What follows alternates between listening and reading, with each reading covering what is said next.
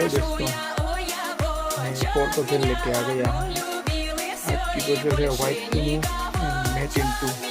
तो आप ढूंढो पहली चाल और बढ़िया चाल कौन सी है। मैं आपको 10 सेकंड दे रहा हूँ।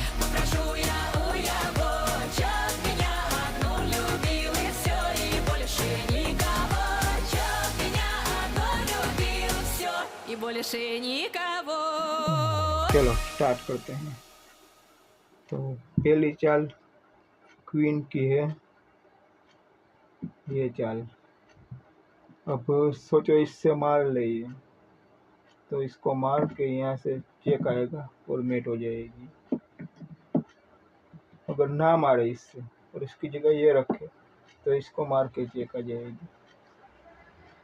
और ये दोनों में से कुछ ना हो तो ये यहाँ पे रखे, नाइट चल रहा है, नाइट गमे यहाँ पे, तो चेक और मेट हो जाएगी। अब जिस तरह से देखो उस तरह से मेट हो रही है। तो आपको कैसी लगी पजल ये ज़रूर बताना कमेंट बॉक्स में। सब्सक्राइब करना, लाइक करना और शेयर ज़रूर करना पजल देखने के लिए। थैंक यू, आभार, गुड बाय।